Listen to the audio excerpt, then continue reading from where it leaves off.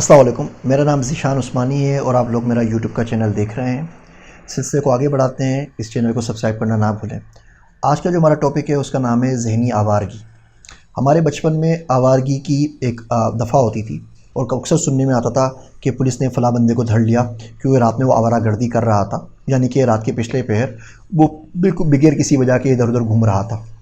जब से social media पर नस्ल परवान चढ़ी है, हमारे पास बड़े महज़िब इस्तिआरे आ गए हैं आवारागर्दी के लिए। कोई लॉन्ग ड्राइव के ऊपर जा रहा है, कोई वीकेंड हैंग आउट कर रहा है और हम इसकी बात नहीं करते। ये तो होती है जिस्मानी आवारगी, जिसका इतना नुकसान नहीं होता। इससे बदतर है ज़हनी और फ़िक्री आवारगी कि बंदे का दिमाग किसी एक जगह पे टिकता ही नहीं है।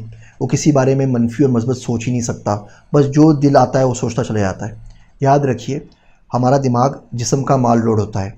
यहाँ से शाही सवारी भी गुज़रती है और कचरे की ट्रॉली ने भी यहीं से गुज़रना होता है और ये आप पे डिपेंड करता है कि आप किस चीज़ को कितना टाइम दे रहे हैं। आप घर से निकले, रास्ते में किसी शख्स का एक्सीडेंट हो गया, अब आप रुक गए। आपने जिस काम से जाना है आप काम करते रहिए। आपको स्कूल पहुंचना है और कुदरत ने बारिश कर दी। कुदरत अपने काम से नहीं रुकती, आप अपने काम से क्यों रुकते हैं? आप रुक जाते हैं एक्सीडेंट में, आप उसकी तस्वीरें बनाते हैं, आप उसकी लाइव कमेंट्री करना शुरू कर देते हैं, आप उसकी वीडियो अपलोड करना शुरू कर देते हैं। उसके बाद आप किसी सियासी कैरेक्टर के पीछे लग जाते हैं, उसको गालियाँ देने लग जाते हैं। उसके बाद आप किसी फिल्मी स्टार के पीछे लग जाते हैं। उसके बाद आप हुब्बुल वतनी का कर्ज उतारते हैं, इंडिया को 2-4 गालियाँ देके और दिन आपका ख़त्म हो जाता है। और आप देखें, ये ज़हनी आवारगी आपके टाइम की सारी वक्त की बरकत खा गई है। आप घर पे भी हों तो मोबाइल के ऊपर होते हैं। मेरे बहुत सारे दोस्त हैं, उनसे मैं पूछता हूँ तो बोलते हैं कि जी हम औलिया मकबूल जान की वीडियो बड़े शौक़ से देखते हैं। तो मैं उनसे पूछता हूँ क्यों देखते हैं, क्या बहुत अच्छी बातें करता है, क्या आपसे ज़िंदगी में कोई बेहतरी आ रही है? बोलते हैं नहीं, फजूल होती हैं, बकवास होती है, लेकिन हमें चटपटी ख़बरें मिल जाती हैं। हमें रोज़ का ना मसाला चाहिए होता है आपस में डिस्कस करने के लिए, और इस तरीके से भरपूर तरीके से उनकी ज़िंदगी ज़ाया हो रही है। आप खुद सोचें, एक एक 1.5 घंटे के लाइव प्रोग्राम्स, और अगर पाकिस्तान के 220 मिलियन लोग उनको देख रहे हो तो कितना ज़्यादा मुल्क का नुकसान हुआ, कितना ज़्यादा टाइम बर्बाद हुआ, और इसके ऊपर कोई बात नहीं करता। आज कोई आपसे 6,000 रुपये लूट के ले जाए, आपसे कोई 5,000 का मोबाइल फ़ोन छीन ले, आप रो रो के चीख चीख के पूरे फेसबुक को हिला देते हैं। और कोई आपसे आके आपके 5 घंटे लूट के ले जाए, आपसे आपका पूरा दिन ले जाए, आपका पूरा साल बर्बाद कर दे, और आपको उसकी परवाह भी नहीं होती, आप उसका नोटिस भी नहीं लेते कि आपके साथ हुआ क्या है। ये ना कीजिए। यकीन जानिए, जब तक रात की स्याही को दिन के उजाले में बदलने का हुनर नहीं आए, नसीबों की कालक नहीं धुलती। मैं एक बार फिर रिपीट करता हूँ, याद रखिए, जब तक रातों की स्याही को दिन के उजाले में बदलने का हुनर ना आए, नसीबों की कालक नहीं धुलती। इसके ऊपर काम करना चाहिए, इस ज़हनी आवारगी से निकलना चाहिए। हर चीज़ आपके सोचने की नहीं होती, हर बात आपके करने की नहीं होती। चुप रहना सीखिए। मुझसे किसी ने पूछा, आप 40 साल के हो गए, सबसे अच्छी स्किल जो ज़िंदगी में सीखी वो क्या थी?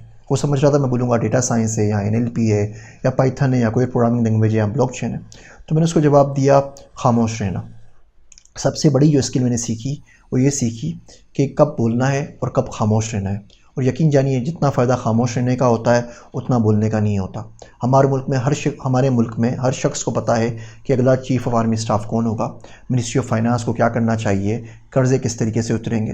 लेकिन जो काम वो कर रहा है वो उसको नहीं आता। ना उसको चाय बनानी आती है, ना उसको बाल काटने आते हैं, ना उसको रंग करना आता है, ना उसको बढ़ई का काम आता है, ना उसको तरखान का काम आता है। बाकी सारे काम आते हैं, और ये इसी ज़हनी आवारगी का नतीजा है। आप किसी शख्स के पास चले जाएँ, किसी टॉपिक पे बात कर लें, उसके पास जवाब मौजूद होगा। एक तो वो ये नहीं बोलेगा कि आई डोंट नो, मुझे नहीं मालूम, आप किसी और से पूछ लें, मेरा टॉपिक नहीं है। उसने ज़रूर कोई ना कोई राय देनी है।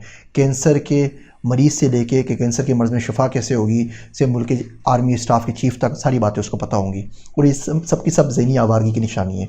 आप ये सवाल इंटरव्यू में पूछ सकते हैं। कोई इंटरव्यू में आए, मैं उमूमन ये करता हूँ, जब कोई बच्चा मेरे पास इंटरव्यू में काम करने के लिए आता है तो मैं सर फजूल सवाल ज़रूर पूछता हूँ। मैं उससे पूछता हूँ, बताओ चाइना और अमेरिका में क्या हो रहा है, और उसकी तकरीर शुरू हो जाती है। मैं उससे पूछता हूँ, ये इसराइल को होना चाहिए या नहीं होना चाहिए, फिर वह तकरीर शुरू कर देता है। फिर बोलता हूँ, अच्छा मुल्क हमारा किस तरीके से सही होगा, और तकरीर करना शुरू कर देता है। और फिर आप हैरान होते हैं कि बच्चे की उम्र 21 साल है, बमुश्किल तमाम उसने उल्टे सीधे नंबरों के साथ अपना 2.2 GPA के साथ अपना बैचलर्स किया है, और ज़िंदगी में आज तक कोई काम नहीं किया, लेकिन उसके पास दुनिया के हर सवाल का जवाब होता है। और एक बहुत अच्छा इंडिकेटर होता है ये मालूम करने के लिए कि उसका जहन आवारा है।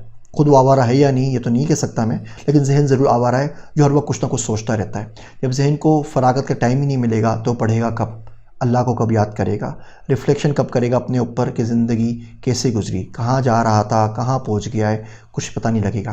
बड़ा अच्छा शेर है, कदम सूए मरकद नज़र सूए दुनिया, किधर देखता है कहाँ जा रहा है। अल्लाह मुझे और आप सबको इस ज़हनी आवारगी से बचाए।